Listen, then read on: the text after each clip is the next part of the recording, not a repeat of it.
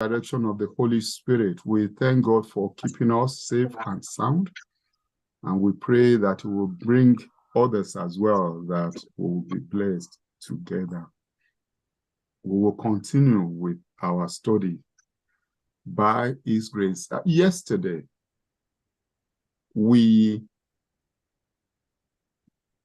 went through again, studying from Daniel chapter 8. We went into the Old Testament system, sanctuary system, to be able to learn the meaning of what was happening in Daniel chapter 8 concerning the earthly sanctuary.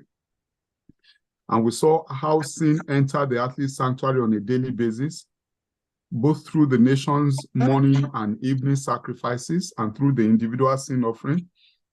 We also saw how sin was removed from the earthly sanctuary on the Day of Atonement, when all Israelites were expected to check themselves for unconfessed sins. We saw that the Day of Atonement was a day of judgment for the Israelites, for the children of God, because by the time the high priest left the most holy place of the sanctuary, anyone left with unconfessed sin was cut off from the congregation. Today, we want to take a look at the title, The Year of the Messiah. Other prophets foretold Christ's birth, His birthplace, His suffering, and death.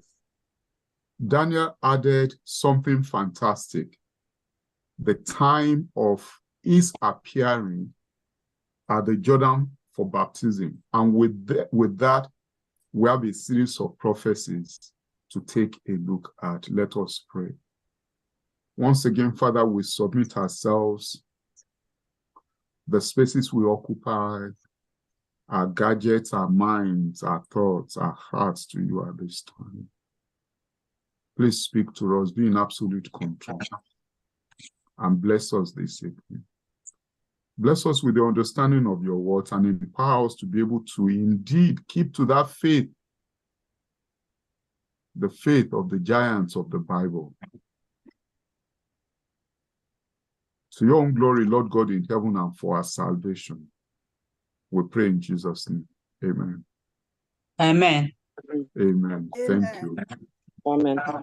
Let's connect our last lesson to chapter 9. So that by the time we go to chapter 9, we are seeing the needed connection. Remember, Daniel had two heavenly beings speaking. One asked, when shall all these things be? When the second one wanted to respond, he turned to Daniel. So Daniel said, he said to me, for 2,300 days, then shall the sanctuary be cleansed. Daniel felt that the daily sacrifices in Jerusalem will not occur for another 2,300 years. And that made him sick. He said certain days. If you read the last 3 verses of chapter 8. Now we know that the sanctuary being cleansed has to do with the judgment. A day of atonement was set at the end of the 2,300 day year period. We're taking a look at that this evening. So Angel Gabriel was asked to help Daniel out in verses 16 and 17. Gabriel, make this man understand the vision. And Gabriel turned to Daniel and said, understand, in verse 17, Son of man, that the vision of the time of the end, that the vision refers to the time of the end. Friends, these 2,300 days were about the time of the end. If they were ordinary days, that would give us about 6 literal years. So they can't be literal years, because 6 times from Daniel's day doesn't take us down to the time of the end. The book of Ezekiel gives us the key to understanding this, to give us the meaning of the 2,300 day period. Daniel also did not understand, so Gabriel came to help him. We don't understand. We can refer to other parts of the Bible.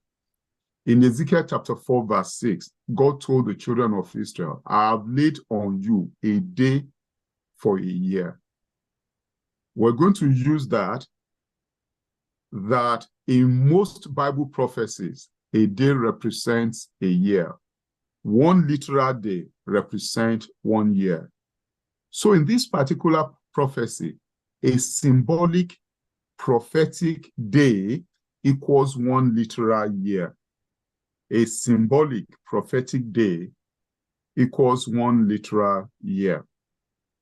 The prophecy of Daniel chapter 8 of 2,300 prophetic days then equals 2,300 literal years. It makes more sense that way, and it makes the picture clearer.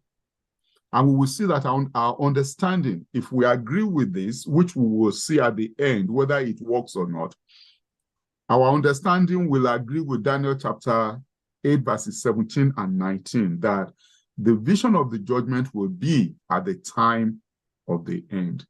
If the Bible gives us the starting point for the 2,300 years, then we could easily calculate the ending point.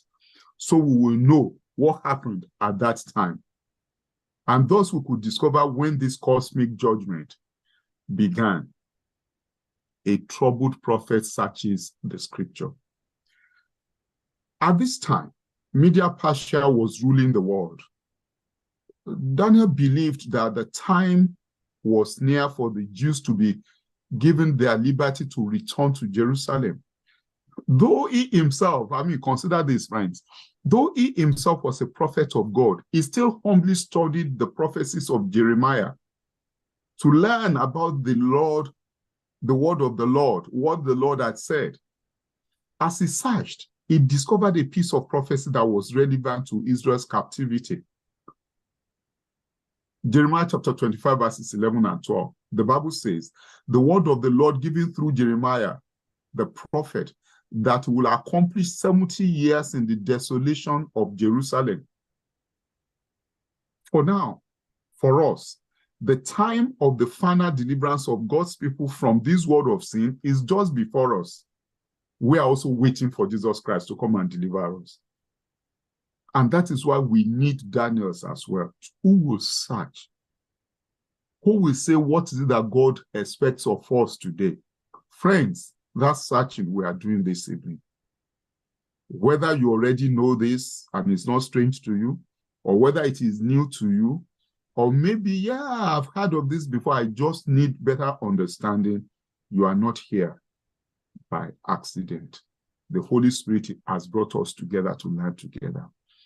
Daniel was unable to relate Jeremiah's prophecy to the vision of the 2,300 days. He therefore turned to God with prayer and fasting. We see that at the beginning of Daniel chapter 9, in verse 5, Daniel prayed, we have sinned. Imagine this man of God, this prophet very well. In an earlier chapter of the book of Daniel, we read that they couldn't find any fault in him. His enemies searched, and yet when he was praying, he took the sins of Israel upon himself. Relating to his people, the people of God. Friends, this is humility. This is to say we are together. Just forgive us our sins and help us together. Evidently, Daniel thought that the vision concerning the sanctuary, that is of chapter 8, verse 14, referred to the restoration of the old sanctuary at Jerusalem at this time. And that was specifically why he was troubled. That it means for another 2,300 years, there won't be any sanctuary system. The temple in Jerusalem will remain desolate. That was what it meant to him. And he was very, very troubled.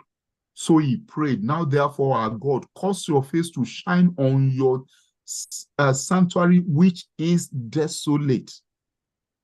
do not delay for your own sake. An angel came to correct this idea. So in Daniel chapter 9, this is what we're going to see.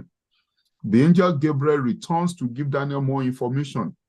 He predicted the exact date of Christ's baptism, the exact date of Christ's crucifixion, as well as the exact date when the gospel will go to the Gentiles as the Jewish leaders rejected the gospel of Jesus Christ. This prophecy also helps us to find the starting date of the 2,300-day prophecy in Daniel 8. It is just simply packed. So, Angel Gabriel returned. Friends, if you are still doubting, we are here for a prayer meeting. If you are still doubting that God answers prayers, just perish that thought. No sooner did Daniel's prayer ascended to heaven than the command was issued to the mighty angel to fly swiftly and help. So the Bible says the man Gabriel, whom I had seen in the vision at the beginning, he came to him. The angel was able to calm Daniel's nerves by linking his explanations to the vision of chapter 8. He said, therefore, consider the matter and understand the vision, his last vision. And that was chapter 8. After reassuring Daniel that he was there to give him an understanding of the vision, he went ahead with his job. We'll pick it up from verse 9 of Daniel, verse 24 of Daniel chapter 9. 70 weeks are determined for your people and for your city. All these things are very, very important. They contain a lot of details. We will read this and think, yeah, that's fine. However, what was Daniel's city? Jerusalem. Who were Daniel's people? The Jews. The first 70 weeks of the 2,300-day prophecy are determined for Daniel's people, the Jews. Let's look at it again. 70 weeks are determined for your people and for your holy city. It has a meaning. The Old Testament was written in Hebrew language. Another word for determined, let's first read this one. Determined is cut off. To be cut off from something. So 70 weeks of this prophecy in Daniel 9 is cut off. Cut off from the 2,300-day prophecy in Daniel chapter 8. So the first 70 weeks of the 2,300 days apply to Daniel's people, the Jewish nation. Again. Okay. So take a look at it again. I'll put it on the screen. 2,300 days or years, 70 weeks, cut off from it. It's part of it, but it's cut off from it. These symbolic days in prophecy are actually 490 real literal years. 70 weeks. There are 7 days in a week. 70 times 7 is 490 days, and that is 490 years. So let's go to the next step. 2,300 years, 490 years cut out of it for Jerusalem as a city and for the Jews as a nation. Follow me, please. If 1 day equals 1 year, this time period represents 490 years, as we have said. So the first, I'm repeating myself, the first 490 years, especially related to the first coming of Jesus.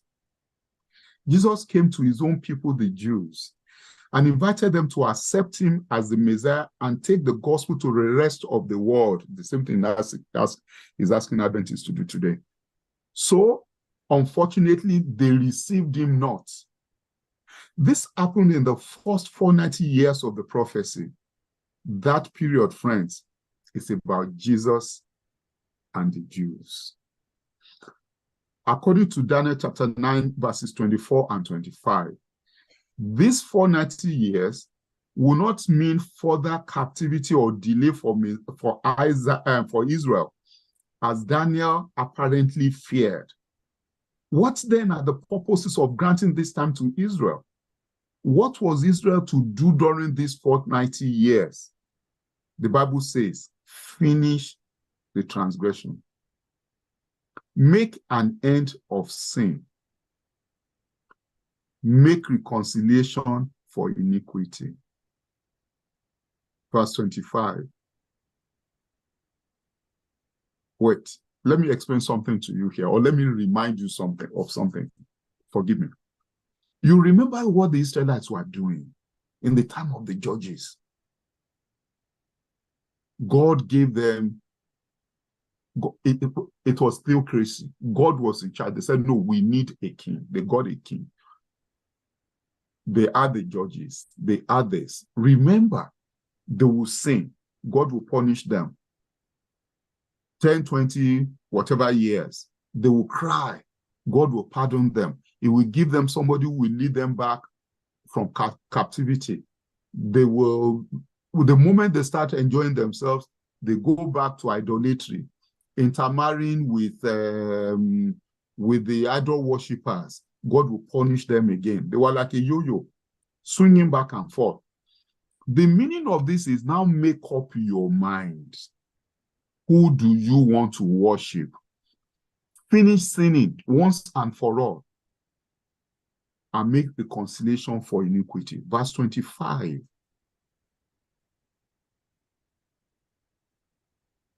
Bring in everlasting righteousness. Seal up the vision and prophecy. All those prophecies that pertain to Jesus Christ.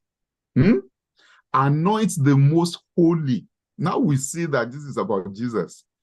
Restore and to build Jerusalem. Remember the life I've discussed, I've explained it.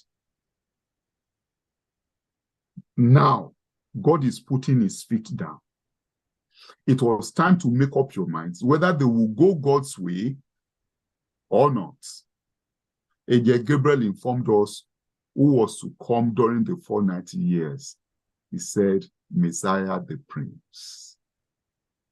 Friends, the book of Daniel is about Jesus. Prophecy is about Jesus. The whole Bible is about Jesus. In Daniel 9:25, we read, until Messiah the Prince, there shall be 7 weeks and 62 weeks. And Messiah the Prince is Jesus Christ. What is the meaning of the word Messiah? The word Messiah means the anointed one. Was Jesus ever anointed? If yes, when?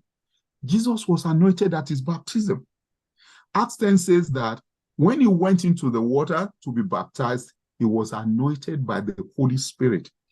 Therefore, from the commandment to restore and build and rebuild Jerusalem, it will be 69 prophetic weeks until the baptism of Jesus Christ. See that again on the screen? Until Messiah the Prince, there shall be 7 weeks and 62 weeks. 7 plus 62 is 69. All right?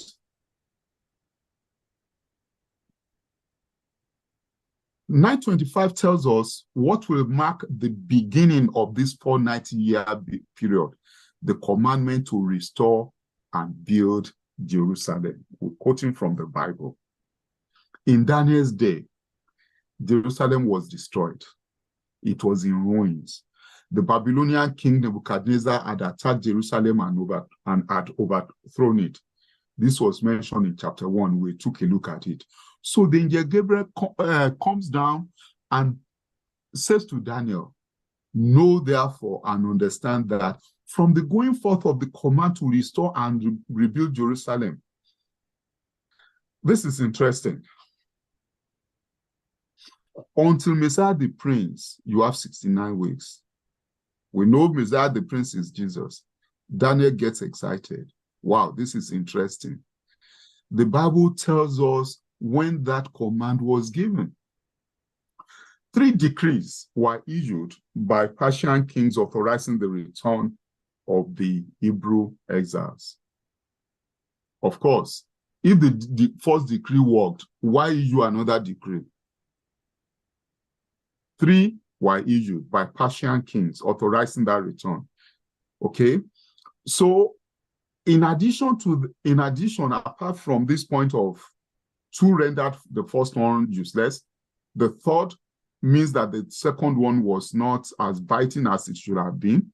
In addition to this, the third was the significant one, because it not only allowed the Jews to return to Jerusalem and rebuild, but also allowed them to be a religious community again, because it was at that time that the worship of God in the sanctuary was reestablished. So it was a kind of a special decree.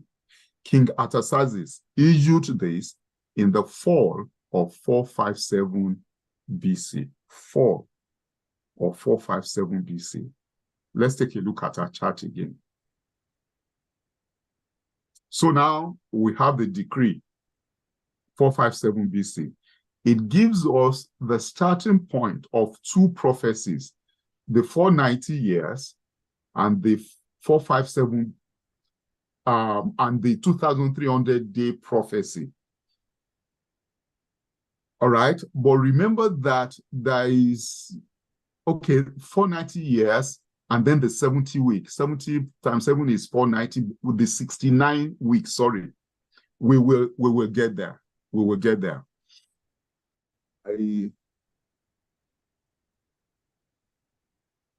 I will explain more and more. So the 2,300-day prophecy is in 2 parts. 490 years for the Jews, the remaining 1,810 years for the Gentiles. And both of them, or rather the main decree, starts with a command to rebuild Jerusalem. And we can date that decree to 457 BC. We can now begin tracing the first 490-year period, because we know the anchor date of 497 BC. Can we be sure of this date? Can you be sure of this date? Let's use the Bible. Let's take the calculation of when the Messiah was to come. The Messiah will appear 483 years after, from 457 BC. Remember, it says 2 weeks and 62 weeks. 49 plus 434 is 483. The calculation gives us AD 27 as the year the Messiah will appear. And that's the 483 years. AD 27 will be when the Messiah will appear. And that was when he was baptized. That was at the baptism of Jesus.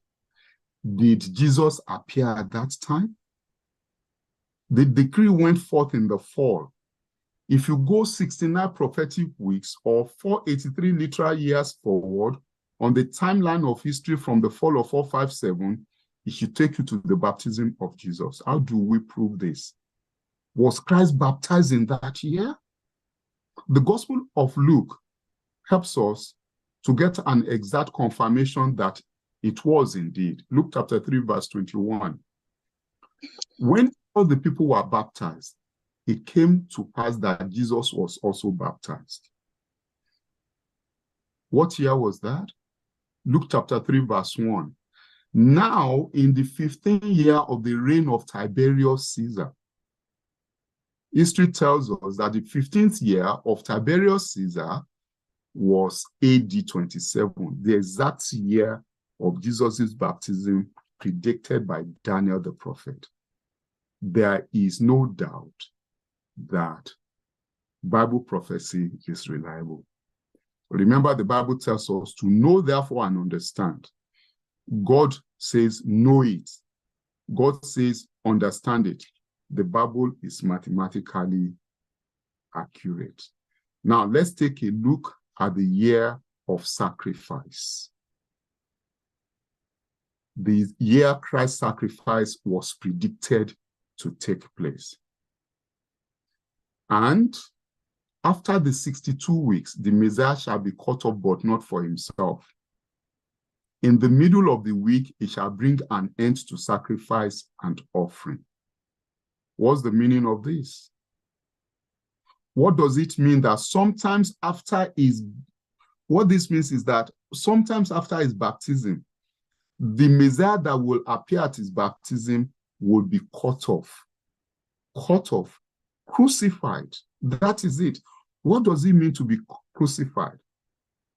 The Bible tells us, Daniel chapter 9, verse 27, then he shall confirm a covenant with many for 1 week, but in the middle of the week, he shall bring an end to sacrifice and offering. That sacrifice, the daily sacrifices we are taking a look at in the earthly sanctuary, Daniel 9:27 is telling us that all those ones will cease because of this Messiah who is to come. Never again will a lamb sacrifice have to be offered, because he, Christ, will bring an end to the sacrifice and offerings in an earthly temple when he, the Lamb of God, was offered on the cross. I praise God for that. And it happened exactly on time. Take a look at this chart. The decree goes forth in the fall of 457. 483 years takes us to the fall of AD 27 when Jesus was baptized. In the middle of the last week, because it says in the middle of the week, that 1 week will be 70 years, and that's the last, it's 7 years, and that's the last week of the 70. The 70 ends there. Here, 483 years, AD 27, in the middle, that is 3.5 years after his baptism, Messiah will be cut off. All right? And that was AD 31. Let's take a look at it in another chart. 457 BC, 69 weeks, takes us to AD 27, when he was baptized. And the last 7 years is the 1 week. The middle of it, oh, that one will end in AD 47, but the middle of it, is AD 31, when he was nailed to the cross. From our proposed start of the 70th week in the fall of AD 27, we go for 3.5 years, and that is the explanation. Mathematically, the Bible tells us when Jesus will be baptized and when he will be nailed to the cross for you and I. Daniel chapter 9 is about Jesus Christ and Messiah. Then he shall confirm a covenant with many for 1 week. Some are confused about this verse, what the verse is talking about. And some even applies it to the Antichrist. Our sister asked this question that pertains to secret rapture. Some are saying, yes, Jesus Christ will come, and then 7 years, that's when the Antichrist will come. Then he will return 7 years later, and so on. This is what some churches are using to explain that.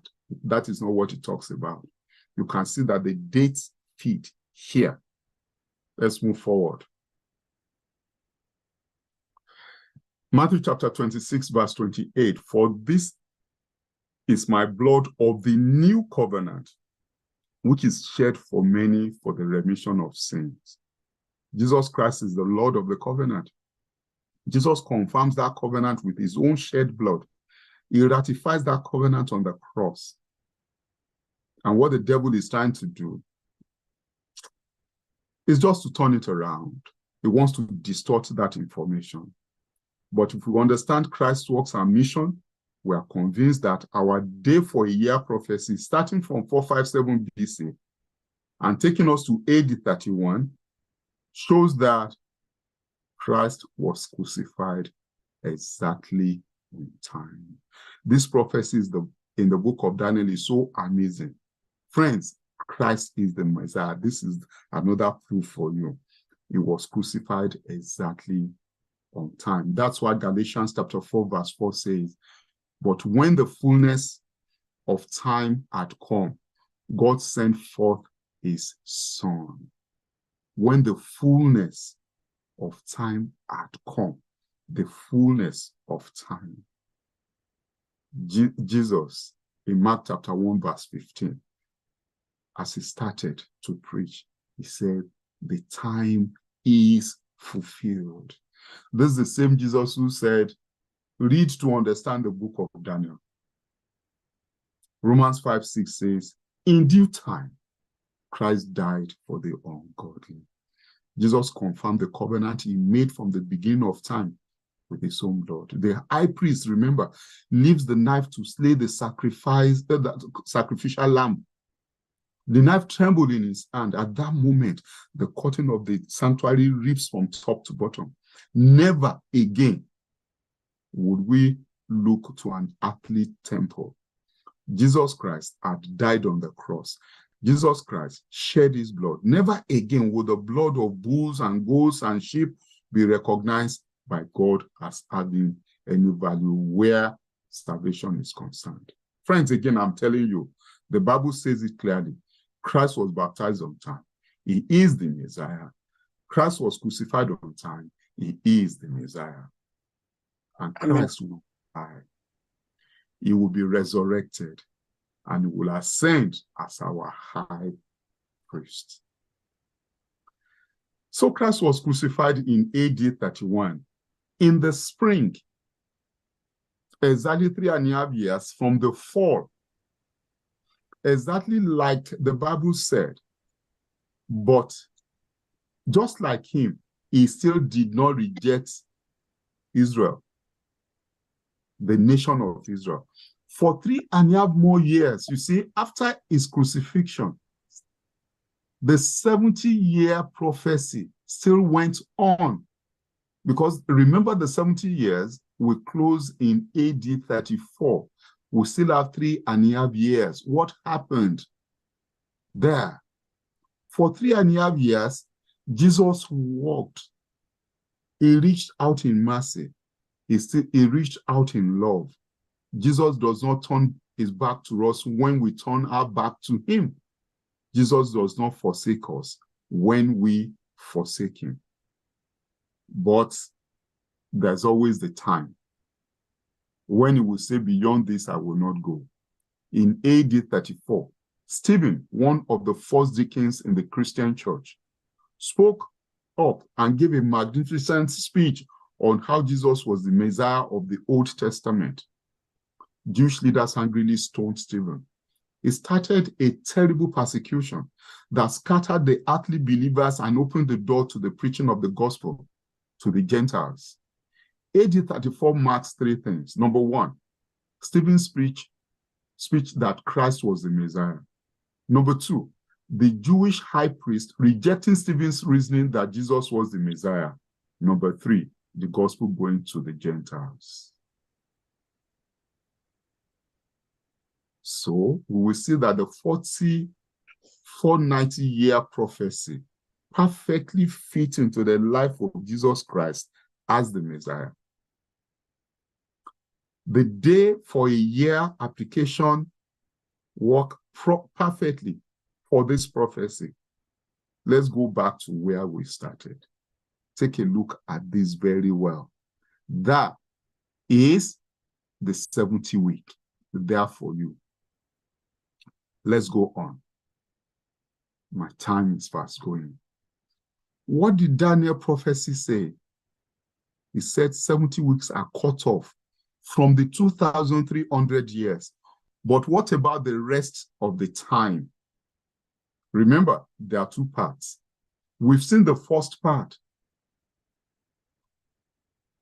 basically about the Jews, about Jesus.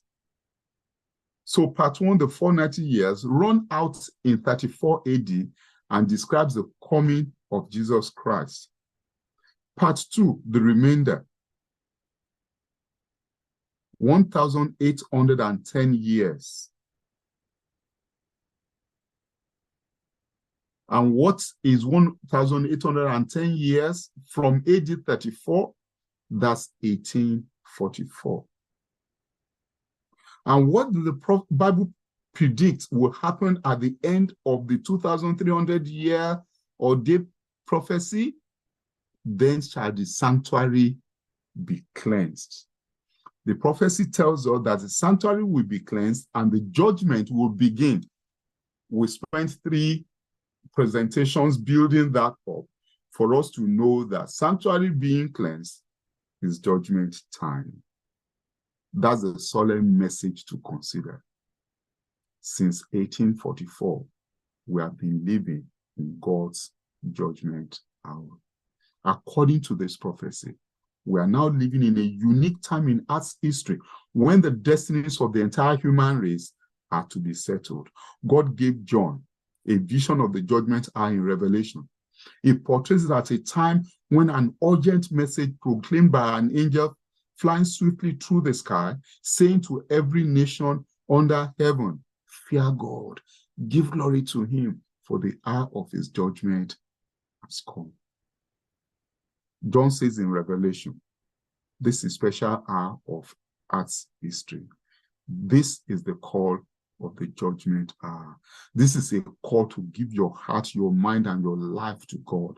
This is a call to be cleansed in your heart. This is a call, friends, to say, Jesus, I need you. If we look at our good works, our good deeds, we might think that we have earned a spot in God's holy heaven. We aren't as bad as some other people are. Don't be deceived. Think about it. If you are called at this time to face the judgment, what will happen? 1 John chapter 2, verses 1 and 2, my little children, these things I write to you so that you may not sin. If anyone sins, we have an advocate, a lawyer, with the Father, even Jesus Christ the righteous. And he himself is the propitiation for our sins, and not for our sins only, but also for the whole world. When your appointment with the King of the universe comes on that final day of reckoning, you need not tremble with fear. Christ offers you a full pardon today. The 2,300-day prophecy and the 70-week or the 490-year portion of it are both about Jesus at the end of the day. One tells us of his work to bring pardon and forgiveness. The other tells us of his intercessory work for us in the most holy place of the heavenly sanctuary. There's this urgent appeal that Jesus made to those, or makes, and to put it in the present, those of us who will be living in the time of the end. He says, watch therefore and pray always, that you may be counted worthy to escape all these things that will come to pass, and to stand before the Son of Man. Have you responded to this? What is Jesus doing tonight? He's securing pardon for you and for me before all the angels. He lifts his hands and said, this man is mine, that woman is mine. He's sending his Holy Spirit to our hearts now. What is Jesus doing, our friends? Is there in judgment? There where the destinies of the dead are now being decided. There where the destinies of the entire human race will soon be decided. Jesus is there interceding for you and for me. He's the author of our faith. He began a good work in you, but he is also the finisher of our faith. He's interceding for you. Amen. He's outstretched to you tonight. Jesus longs to represent you before the throne of God. But remember, can only represent those cases that are given into his hand. It can only represent you as you let him. Jesus never said you are one of his if you are not. He will represent you, but he will not lie for you. If you give your life to him, you become his child. So will you open your hearts to him tonight and say, Jesus, I have a sense tonight like I never did before that. This is a special time in Earth's history. Probably you are already a Christian friend, but this truth is new to you. You too may say at this time, oh God, present my name before the Father. Jesus, please write pardon after my name. Oh Jesus, cleanse my heart. If you feel this way, I want to see your hand up. If this is the way you feel, I would like to see your hand up. If you feel that, yes, I definitely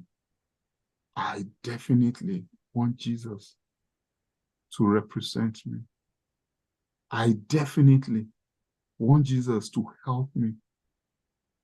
I definitely want Jesus not just only to be my judge, but especially to be my lawyer.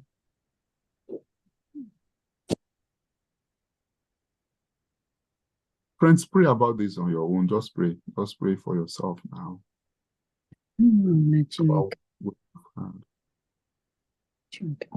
The proof that judgment has started.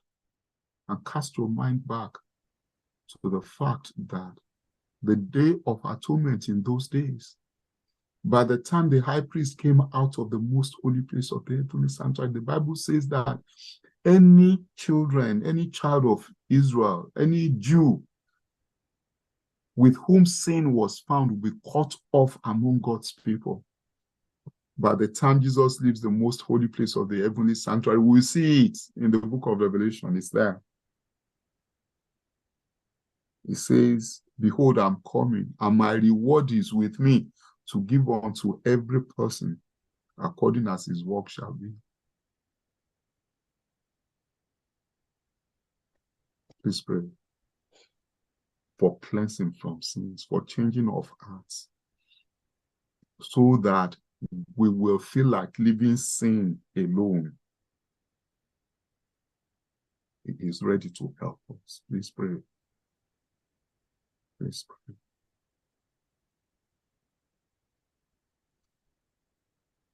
Father in heaven, you've spoken to us this evening, and we are grateful. Thank you for the measure of understanding that you have given us. And I pray that perchance there are people who are yet to understand more, who need better explanation, that your Holy Spirit will do it. And as we're trying to set a day later in the week to try and deal with the questions, may your Holy Spirit also so help us. We submit ourselves unto your care. You can see your children's hands up. We pray, Father, that in the name of Jesus, you will write your name, our names, in your book of life. In the name of Jesus, write our names in your book of life. And we pray, Father, that our names will stay there, that they will not be blotted out. Help us to cooperate with you for that to happen. Grant us hearts that will seek you, that will obey you. Our Lord and our God, there are so many distractions in today's world. So many distractions, whichever direction we turn our eyes to. Help us to focus on you. Help us not to focus on our challenges. Help us not to focus on an economy that nobody can resolve. Security issue that nobody can work on. Father, we pray that you be gracious unto us. Bless us this evening, our Lord and our God in heaven. Be gracious unto us and save us. In Jesus' name we pray. Amen. Amen. Amen. Amen. Amen. Amen. Amen. Amen. Elder, thank you, sir. Amen. Thank you very much. Do we have Thank questions? you, I think because we have are you some time. Are you taking questions, sir? Yes, please. Yes, if there are any. Somebody sent a question to me. The question is this: Yes, how please. can you tie the Sabbath into the book of Daniel from what we have learned so far? And who are these Seventh-day Adventists, and what do they do on Sabbath days? Okay, SDAs. Who are SDAs? Thank you very much. Yes. Sabbath and the book of Daniel is very, very simple. Mm-hmm. That's something that we have been saying repeatedly, and it is obedience. It is obedience. When Nebuchadnezzar set up the golden statue in chapter 3, we saw the three Hebrew guys who said they will not bow down to any image, to any idol. Nebuchadnezzar said he would kill them. He said, go ahead. We don't have to discuss it. You can do whatever you want to do. He threw them into the fiery furnace. God rescued them. Obedience. And what did they obey at that time? The commandment of God said, don't bow down, don't make any image and don't bow down to them. Even Daniel, he was told, your petition must go to only the king, or the whole nation was told. The Bible tells us that Daniel will go and pray he prayed 3 times according to his customs. Look at what we have said, what the Bible has told us this evening. Anybody, by the time the high priest comes out of the most holy place, anybody found with sin will be cut off. Friends, we are saved by grace, not by the works of our hands. But how do we know that we are being saved? Through our works. And that's why Jesus said, behold, I'm coming quickly. And that's Revelation chapter 22. My reward is with me to give everyone according as her work shall be. What do we obey? The standard of judgment. We saw that when we went through the topic of judgment, is the 10 commandments. Is the 10 commandments. The center of the 10 commandments is the Sabbath. The first 4 commandments is about our relationship with God. The last 6, from 5 to 10, is about our relationship with our fellow human being. Remember the Sabbath day to keep it holy. The Bible says, because, for in 6 days, look for another word for that for, it's because I created you. Because I'm your creator. Run through the book of Psalms. In fact, virtually all through the Bible, you will see that all those prophets, they acknowledge God as the creator. How do you acknowledge the fact that God is your creator? You worship him as the creator. And he says, to do that, keep the Sabbath day holy. I will say one more thing. I can continue to talk for the next 1 hour on that. But let me say one more thing. I hope we have geographers here. How do we determine the length of 1 year? How do we know the length of 1 year? Geographer, is that somebody who studied geography who can explain that to us? Anybody? Anybody? Nobody. Hey, yeah. The length of 1 year is the time it takes. To start with, I want to read Genesis chapter 1. I want to read from Genesis chapter 1, the creation week, verse 14. And this, the 4th day of creation, verse 14. Then God said, Let there be lights in the firmament of the heaven to divide the day from the night, and let them be for signs and seasons, and for days and years. Let there be light, and let the light be for signs and seasons, and let them be for days and years. What are the main lights that we see here on earth? The sun and the moon.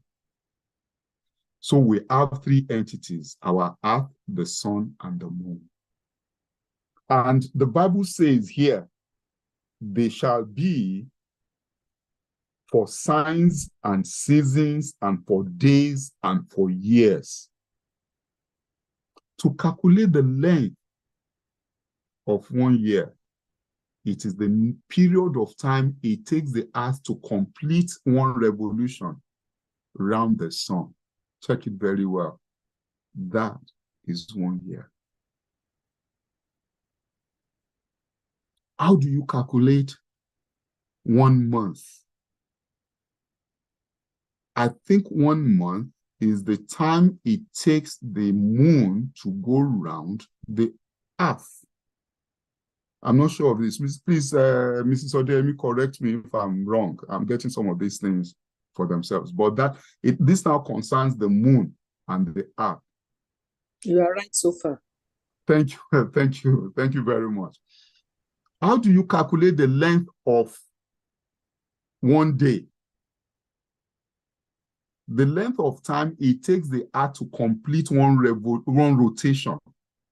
That is, going round, complete one round is 24 hours. That is 1 day. Fulfilling what God says in Genesis chapter 1, verse 14. How do you calculate the length of 1 week? It is not anywhere. It is not in the stars. It is the creation week. And for you to now acknowledge that, you have to worship God as the creator, and it is there in the 4th commandment. That is what makes the Sabbath important. The Sabbath and the book of Daniel. We have to obey him. He says, if you love me, keep my commandment. It's the same commandments. Twice a ruler and a rich man went to Jesus. Said, what do I do to be saved? Go and keep the commandments. Oh, I've done that. Oh, that's good. Sell everything you have and follow me. So keep God's commandments and follow Jesus. It's as simple as that. So who are Seventh-day Adventists? Do I have the time? Adventists will be anybody who believes that Jesus is coming very, very soon. And that's what we have been seeing from Daniel chapter 2, from Nebuchadnezzar's image in Daniel chapter 2. That stone will come, it will destroy all those empires, and it will fill the whole earth. And it is there all over the Bible. If you believe that, number one, and then you are living your life so that God will find you faithful and you'll be able to go home with him, because he promised, John chapter 14, let not your heart be troubled. Believe in me, believe in God and believe in me. In my Father's house there are many mansions. If it is not so, I will not have said so.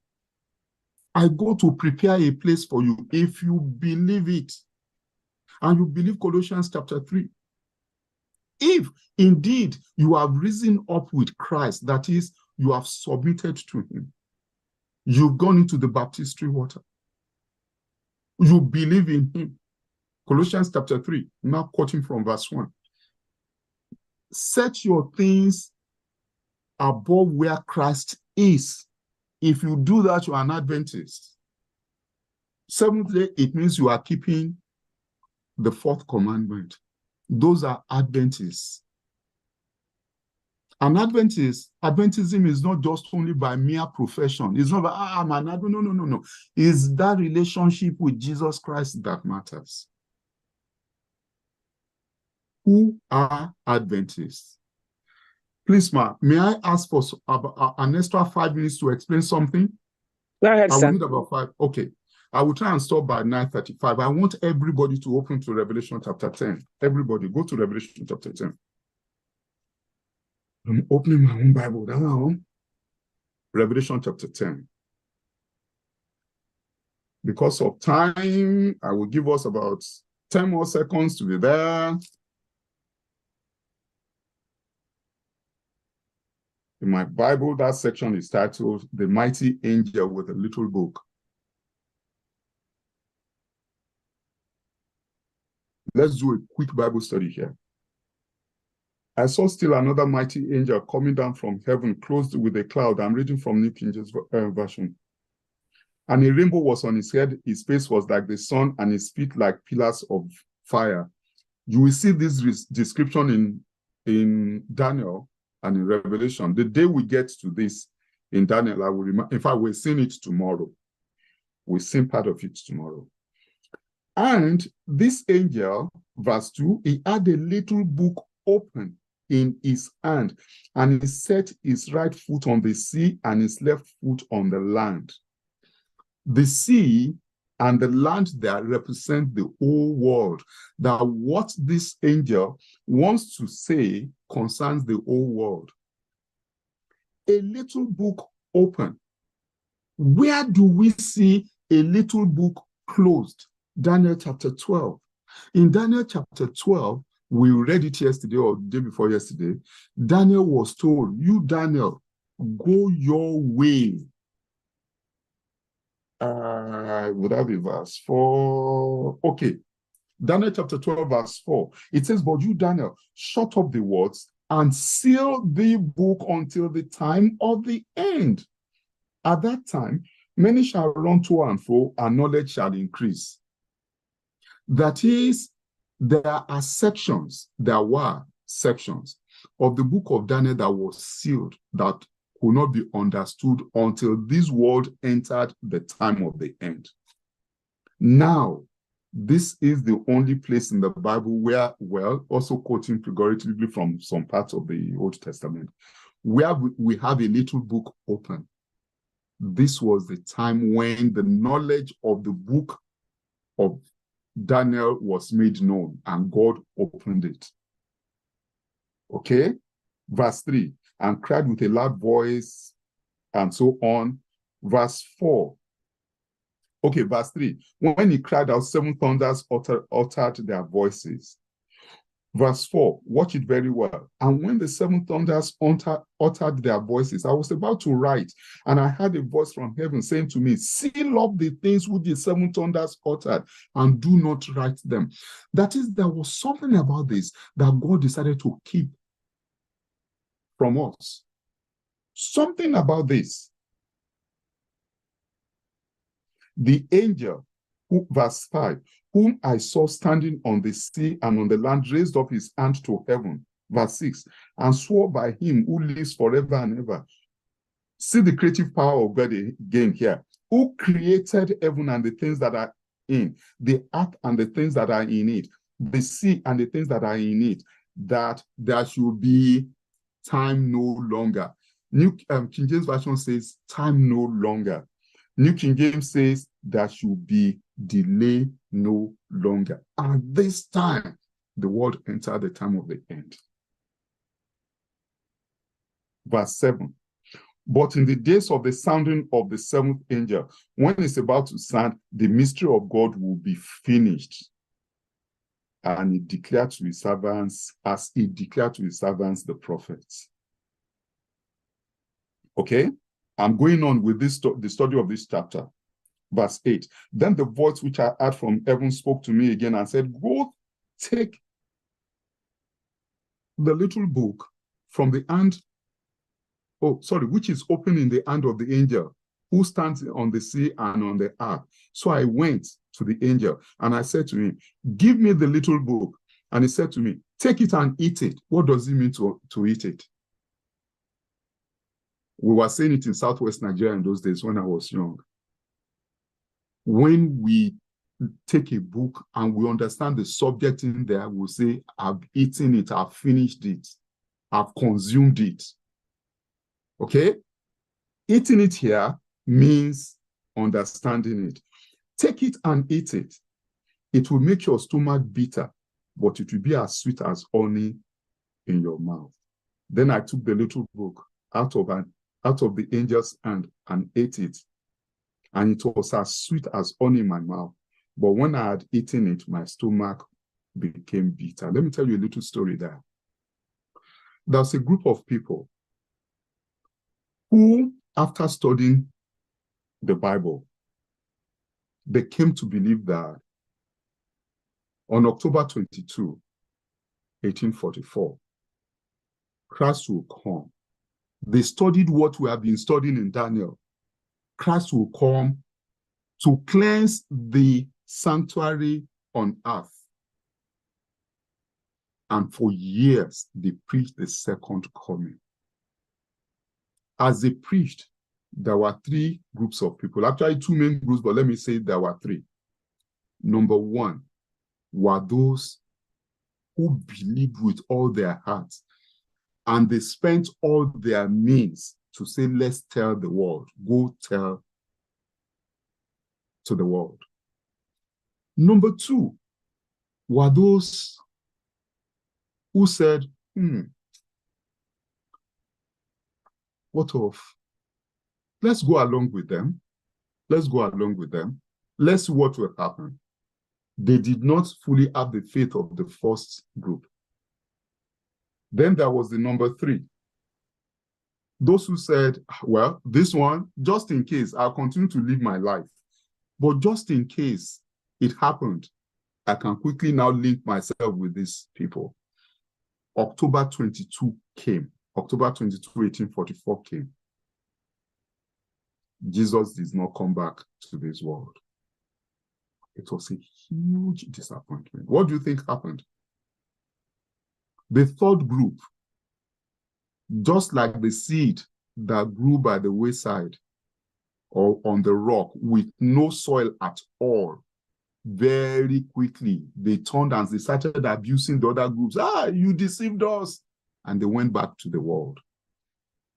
The ones that had some soil, but the soil was not so much, they tagged along for a few days and said, sorry, it did not happen. Jesus did not come. Let's go back to our work.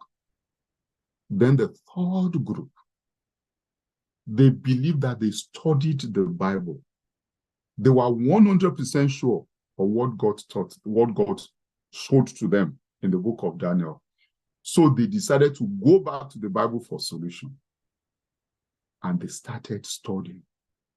They started studying. From Genesis 1, they were looking at every prophecy. They were looking at every verse until they got to Revelation chapter 10.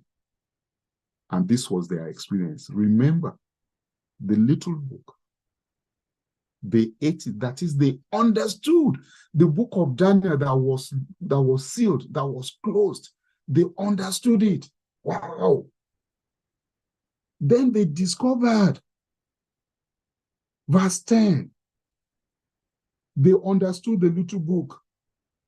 They ate it, and it was as sweet as honey in their mouth. They were very, very happy when they realized that Jesus is coming soon. We must tell the world.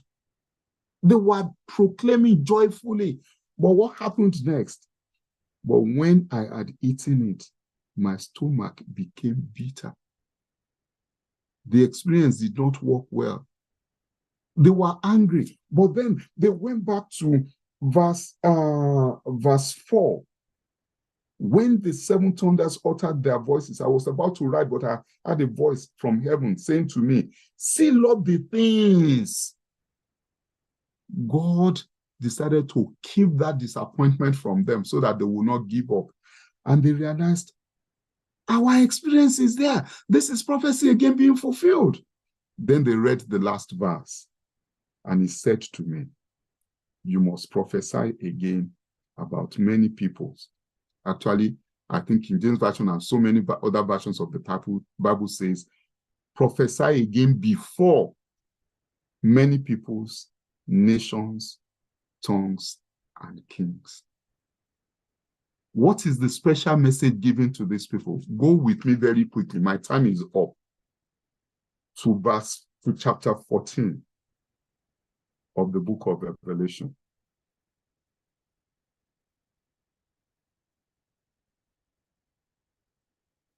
You can read verses 1 to 6, or 1 to 5, I'm sorry, 1 to 5 when you get home before you sleep, when you are home. But you will see 3 angels' messages there, the special assignment that God gave to this group of people. Verse 6, and I saw another angel flying in the midst of heaven, having the everlasting gospel to preach to those who dwell on the earth, to every nation, tribe, tongue, and people. The same expression that Revelation chapter 10 verse 11 used. So they realized that God is asking them to go and preach these messages. They came together. They kept studying together.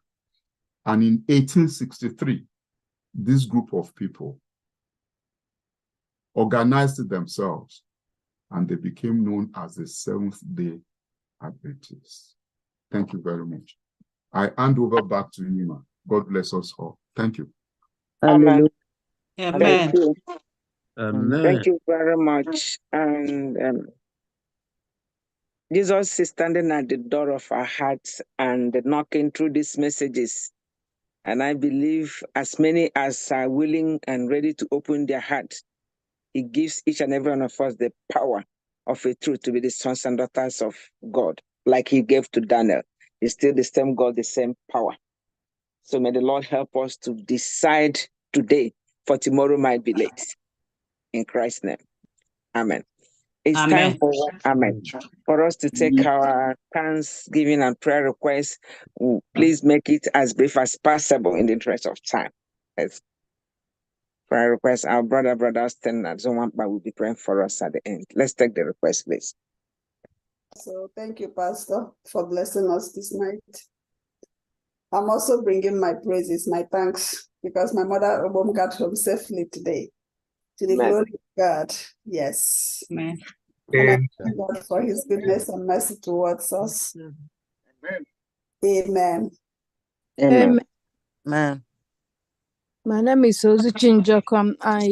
Today was a good day for me. I didn't go to work. I had a long scheduled doctor's appointment to see a specialist for a special situation. And when I got there, everything went well. Everything went well. Every test that they Amen. did in a particular area of my life went well. Amen. Amen. I was very surprised. Even my blood pressure was so good that I was looking around. There were things I expected to happen that didn't happen. The Lord is in control. Amen. So happy. When I stepped out, the lady at the front desk said, the doctor said for me to give you back your copay, your copayment. He said, since you're a nurse, that he doesn't charge nurses copay. I haven't seen this doctor before, but I was recommended by my own dear friend Dachichi to go to this particular doctor. Everything went well and I came back very happy. I'm in a good mood and I say glory and honor be to the Most High God in Jesus' name. Amen. Amen. Amen. Amen. To God be the glory. Great things He has done and continues to do. Yes. Amen. And he did it again. Thank you. Good evening, brethren. Magenwapa speaking. I am very happy and thankful to God for He delivered my husband and my senior sister's souls from death today. My eyes from tearing and my feet from falling. Thank God. Thank you, Jesus. They are walking before the Lord in the land of living. Praise His name in Jesus' name. Amen. Amen. My sister went to the hospital. She was taken to the hospital unconscious. But thank God, she came out conscious. Glory be to his name in Jesus' name. Amen. Amen. Amen. Amen. So we Amen. thank the good Lord for delivering our eyes from tears and our souls from death and our feet from falling. This year we are ending, no one will be missing in Jesus' name and the years beyond. Amen. Amen. Answered and no one will be missing. Enough now in Jesus' name. Amen. Amen. Amen. Amen. We bless the good Lord. Amen. Yes, And please. also, I need prayer. I'm still having phone.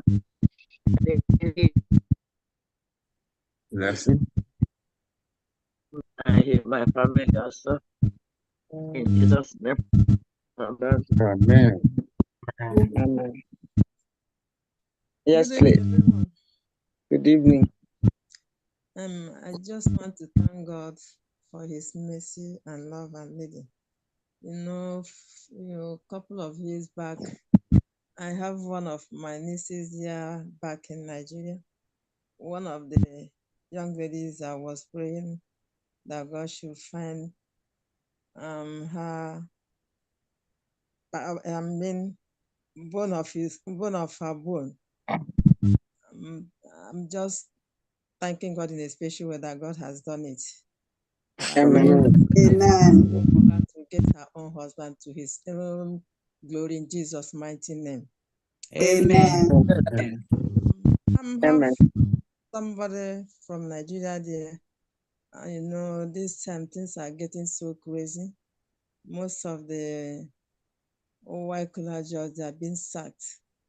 So I had a story about some that have been sacked, that some are still, but I just want to present it before the presence of God, that God should protect them, and those that are in the office, that God should help them, that they should continue in their work.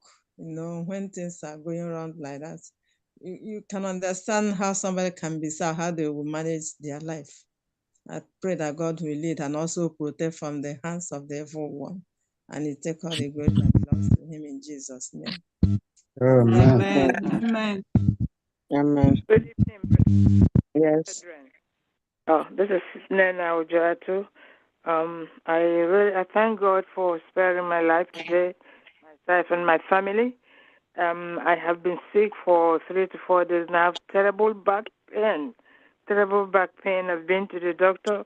I'm still struggling with it. I know the good Lord will see me through. Please put me in prayer. Also, I have a family member that is going for a very serious exam. May the Lord give the person the knowledge and give him success and give the person reason to give testimony and thank him. Also, I have an unspoken prayer. Amen. Amen. Amen. May the Lord change the garment of pain in Jesus' name. Amen. Yes. Yeah, thank God for His goodness. Since yesterday, I'm getting good news that God will keep it steadily for the rest of the years in Jesus' name. Amen.